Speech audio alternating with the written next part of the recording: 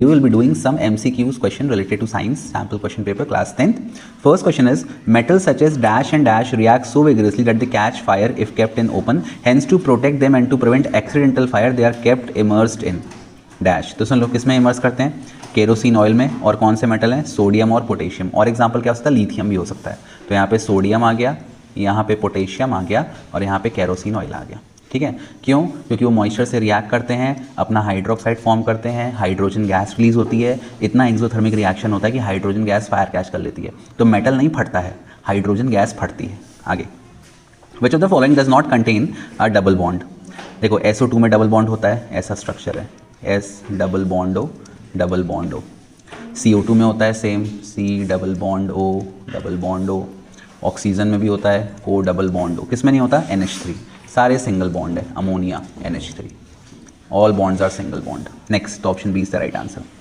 A solution in test tube turns red litmus blue, मतलब ये क्या है? बेस है, ए वाला। Evolves hydrogen gas on reaction with zinc, तो कौन सा सॉल्ट बनता है? सोडियम जिंकेट, जब NaOH डालते हैं। And does not react with sodium carbonate, sodium carbonate से रिएक्ट नहीं कर रहा, क्योंकि सोडियम कार्बोनेट जो भी मेटल के कार्बोनेट होते हैं वो बेस होते हैं। तो ये आपका बेस है, तो बेस और बेस में तो कोई रिएक्शन होगा नहीं। आगे, where solution in test tube B turns blue litmus red, तो ब्लू लिटमस को रेड कर दिया, मतलब बी आपका एसिड है। Liberates hydrogen gas on reaction with zinc, ऐसा ही बात है। And evolve CO2 gas with sodium carbonate, sodium carbonate आपका जो होता है वो एक वीक बेस है, आपने उसमें एक स्ट्रॉन्ग एसिड डाल दिया तो सॉल्ट बनेगा, वाटर बनेगा, और कौन सी गैस निकलती है? Carbon dioxide. CO2 आपकी नॉन मेटालिक ऑक्साइड है, नॉन मेटालिक ऑक्साइड इसलिए निकलती है, ये एसिडिक होता है इसका नेचर, क्योंकि ये स्ट्रॉन्ग एसिड है, वीक बेस है। तो ये वीक बेस इस स्ट्रॉन्ग एसिड को पूरी तरह न्यूट्रलाइज नहीं कर पाती, इसीलिए CO2 निकलती है एसिडिक फॉर्म में, बच जाता है एसिडिक। अच्छा, तो करना क्या है इसमें? बताना है। तो ए आपका बेस है, option B, A is base and B is acid.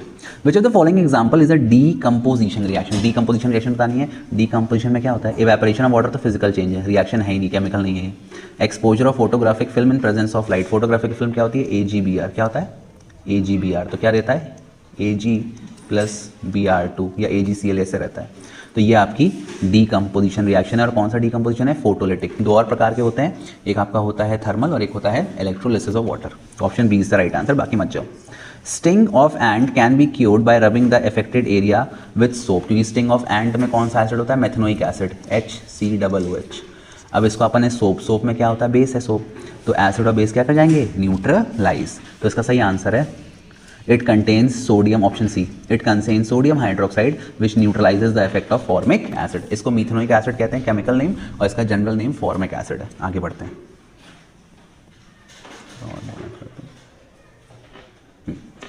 During the experiment of heating the ferrous sulphate 4 student recorded their observation as follows. क्या होता है? FeSO4 का भी थर्मल डीकम्पोजिशन होता है। FeSO4 ग्रीन कलर का सॉल्ट है, जिसमें एक्चुअल फॉर्मूला क्या होता है इसका? FeSO4 का ये फॉर्मूला होता है, जैसे अपन हीट करते हैं, ये जो 7H2 है इसको अपन कहते हैं water of crystallisation. Water of crystallisation evaporate हो जाता है, ये हट जाते हैं, तो फिर FeSO4 बचता है। ये फर्दर डीकम्पोज होता है Fe2O3, ये सॉरी 2 नीचे है, Fe2O3 plus SO2 sulphur dioxide and SO3 sulphur trioxide. ये दोनों आपकी एसिडिक ऑक्साइड हैं, इनकी जो स्मेल है रॉटन एग या पंजेंट होती, सर चढ़ जाता है। ये रेडिश कलर का है Fe2O3, रेडिश ब्राउन है ना, जो जंग होता है वही कलर का है। FeSO4 आपका लाइट ग्रीन होता है, तो पहले लाइट ग्रीन से ये वाइट कलर का सॉल्ट बन जाएगा जब वाटर हट जाएगा, और फिर ये रेडिश बन जाएगा। तो देखो ऑब्जर्वेशन देखो, green colour changes to reddish brown, सही है।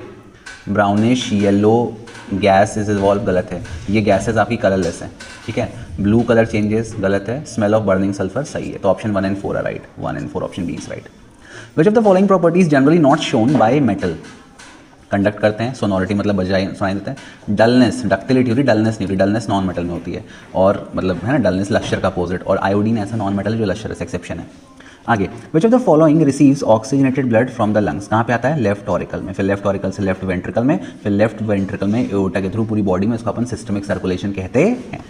Given below are the stages of binary fission in amoeba, select the correct sequence of these stages. तो देखो करेक्ट सीक्वेंस क्या है? सबसे पहले ये है, ये इसका पहला स्टेज हो गया, फिर ये हल्का अलग होंगे, ये दूसरा स्टेज हो गया, ये आपका ये देखो ये जो पार्ट है यहाँ पे न्यूक्लियस अलग हो रहा है, इसको कहते हैं कार्योकाइनेसिस। क्या बोलते हैं? कार्योकाइनेसिस। और जब साइटोप्लाज्म अलग होता है उसको अपन कहते हैं साइटोकाइनेसिस, ठीक है। तो ये 2 स्टेप हो रहे हैं और लास्ट में दोनों अलग हो जाएंगे। तो first second, fourth, first, third. C option is right answer. Mendel crossed a pure recessive white flowered pea plant with a pure dominant red flowered plant.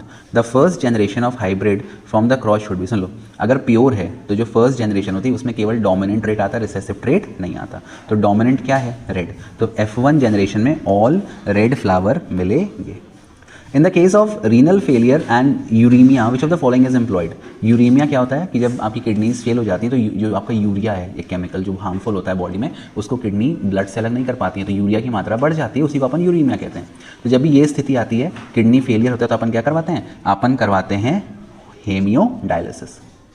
ठीक, तो ये यूरिया को पूरा क्लियर आउट कर देता है. आर्टिफिशियल डायलिसिस या artificial cleaning of blood है. The length of shadow will be longest when the angle between source of light and object is 45. देखो मान लो यहाँ सोर्स ऑफ, ये ऑब्जेक्ट है, ये सोर्स ऑफ लाइट है, कह रहा है ये एंगल 45 है, तो ये 45 हो गया. टैन, ये देखो ये आपका ऑब्जेक्ट है, ये आपका इसका लेंथ ऑफ शैडो, तो टैन 45 कितना होता है? 1 होता है. तो इसको x मान लो, इसको y मान लो, तो इस केस में दोनों बराबर हो जाएंगे. 60 में भी कुछ √3 समथिंग आएगा. Source of light and object are parallel. Parallel में तो कुछ होगा ही नहीं, ये सोर्स ऑफ लाइट तो ऊपर निकल जाएगी ऐसे. फिर कह रहा है object and source of light, ये सोर्स ऑफ लाइट से परपेंडिकुलर है, यहाँ लाइट पड़ रही है, तो जब यहाँ लाइट पड़ेगी तो उसका शैडो बहुत दूर तक जाएगा, क्योंकि tan 90 कितना होता है? इन्फाइनाइट. तो सबसे ज़्यादा होगा when source of light and object are perpendicular to each other. Next, the maximum resistance that can be made using 4 resistance each of 2 ohm. तो मैक्सिमम के लिए इसमें जोड़ते हैं सीरीज में, सबको जोड़ दो, 4 हैं तो आपका आ जाएगा n into R. Thank you. n की वैल्यू हो गई 4 इंटू 2, कितना आंसर आ गया? 8 ohm. Option number C. In a food chain there is bidirectional flow of energy. गलत.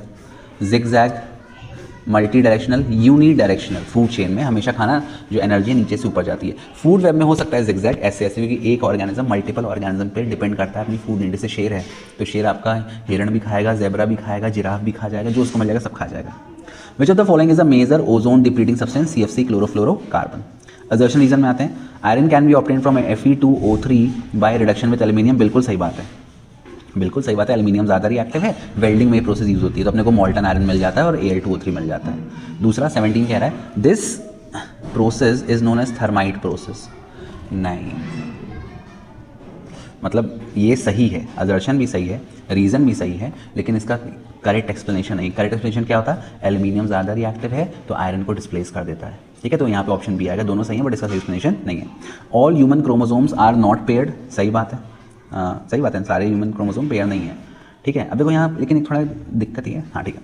Human mails have 22 pair of autosome and 1 odd empire of sex chromosome. तो mail में क्या होता है? XY होता है. बाकी सबके तो जितने 22 ऑटोसोम है जो बॉडी का डिजाइन करते हैं बॉडी को, वो सब सही रहते हैं, लेकिन जो आपका सेक्स क्रोमोसोम है XY, जो सेक्स डिसाइड करता है बच्चों का, मेल में XY, वो अनपेयर्ड रहता है. सही बात है, तो असर्शन भी सही है, रीजन भी सही है और ये इसका सही एक्सप्लेनेशन है. In astigmatism, the ray of light coming from the horizontal and vertical plane of an object do not focus at the same point. सही बात है. astigmatism में हमको जो सीधी लाइनें हैं ना, हॉरिजॉन्टल और वर्टिकल, ये टेढ़ी मेढ़ी दिखाई देती हैं, सही नहीं दिखाई देती. तो ये क्यों होता है? क्योंकि अपनी जो आई बॉल है या जो कॉर्निया है, जो लेंस है, वो कंप्लीटली स्फेरिकल नहीं होता, बल्कि उसका शेप चेंज हो जाता है. astigmatism occur when the cornea or the eye lens are both perfectly spherical. गलत है ये कब होता है? जब ये परफेक्टली स्फेरिकल नहीं होते हैं. तो इसमें ऑप्शन सी आएगा, दर्शन सही है, रीजन गलत है. Ozone is present in layer of earth atmosphere. Ozone बिल्कुल प्रेजेंट है अर्थ एटमॉस्फेयर में. Ozone is a gas release by burning fuel. गलत. ओजोन कैसे बनती है? ऑक्सीजन का मॉलिक्यूल आता है, फिर एक ऑक्सीजन फ्री रेडिकल होता है, ये दोनों आपस में जुड़ के ओजोन का मॉलिक्यूल बनाते हैं. तो इसमें ऑप्शन सी. तो I hope this is clear to you. एक क्वेश्चन और कर देते हैं. Take 3 gram of barium hydroxide in a test tube. Barium hydroxide क्या है? BaOH whole twice. इसमें अपन ने डाल दिया अमोनियम क्लोराइड का, डाल दिया NH4Cl4 है बेटा. ठीक है. And mix the content with help of glass rod. Now test the test tube from outside. ये कौन सी रिएक्ट लो, ये कौन सी रिएक्शन है? एंडोथर्मिक. एनसीईआरटी में दिया है एंडोथर्मिक है, तो the test tube will become cold. State the inference, it is an endothermic reaction. Write balance chemical equation, double displacement. अब लिख लो क्या बनेगा. इसमें बनेगा barium chloride BaCl2 plus NH4OH ammonium hydroxide. अच्छा, ये जो अमोनियम हाइड्रोक्साइड है ये एक अल्कली है, वाटर सोल्यूबल बेस, ध्यान रखना. ठीक है. What happens to the ovule and ovary after fertilization? जो ओव्यूल है वो सीड बन जाता है और जो ओवरी है वो फ्रूट बन जाता है. खत्म. चलो इतना काफी है. Thank you for watching. Bye bye. Keep loving, keep supporting. Bye.